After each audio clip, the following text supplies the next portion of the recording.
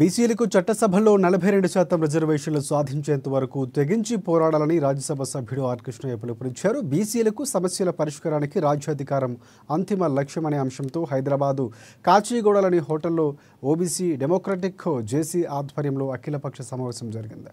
ఈ సమావేశంలో R Krishnaiah, Congress party senior నేత వి హనుమంతరావు తదితర సంఘాల ప్రతినిధులు పెద్ద ఎత్తున పాల్గొన్నారు. రాష్ట్రంలో బీసీ నాయకత్వం పెరగాల్సిన అవసరం ఉందని ఆయన సూచించారు. బీసీలకు 42% రిజర్వేషన్లకు గాను జాయింట్ యాక్షన్ కమిటీ ఏర్పాటు చేస్తామని పేర్కొన్నారు.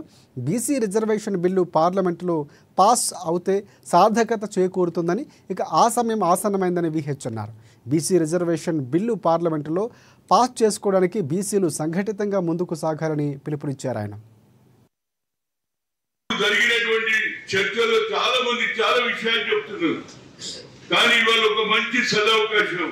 మీరు అనుకోవచ్చు మళ్ళా రాహుల్ గాంధీ గురించి మాట్లాడుతున్నారు. రాహుల్ గాంధీ అగ్ర కులాలోడు అయినా కన్యాకుమారి నుంచి కశ్మీర్ వరకు నడిచిన తర్వాత ఈ భారతదేశంలో ఒకరికి ఆలోచన వచ్చి జితినా ఇచ్చేదారి యుక్తి భాగీదారి అన్నాడు.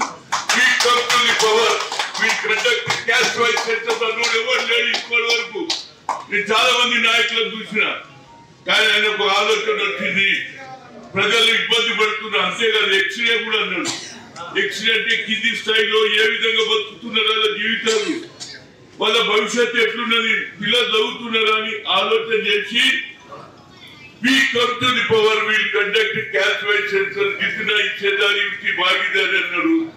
అదే విధంగా చెయ్యాలనే ఆలోచన వచ్చింది. కాబట్టి ఈ రాష్ట్రంలో ఉన్నటువంటి ముఖ్యమంత్రి రేవంత్ రెడ్డి గారు కూడా ఆలోచన చేశారు. ఇక లాభం లేదు బాబు, బడుగు బలహీన వర్గాలలో ఆలోచన వచ్చింది. దానికి రాహుల్ గాంధీ గారు అడుగు ముందుకు వేసిందని తెలంగాణ బిడ్డలు మా వాట అందరం ఇక్కడ బిడ్డలు అందరం అన్నదమ్ములం, ఒక తల్లి బిడ్డ బిడ్డలు.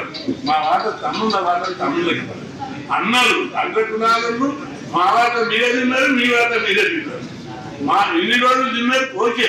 ఇప్పుడు తమ్ముళ్ళు కూడా పెద్దగా అయినారు, వాళ్ళు శక్తి వచ్చింది. మా వాట మాకు తమ్ముళ్ళు అడుగుతున్నారు. మర్యాద ఇస్తేనే సరిపోయారు, లేకపోతే కొట్లాలు తీసుకుంటారు.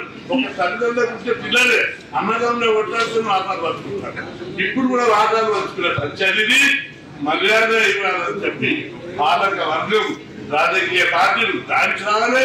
రాకపోతే మీరు పుట్టే కర్తాలని మంచి పనులు అందరూ ఒక మంచి తల్లిదండ్రులు తీసి ఊళ్ళలో చూస్తుంటే ఘోష. పిల్లల పెద్దలు చేయలేక, సంసారం మీద లేక, అప్పుల పాలే ఆస్తులు లేక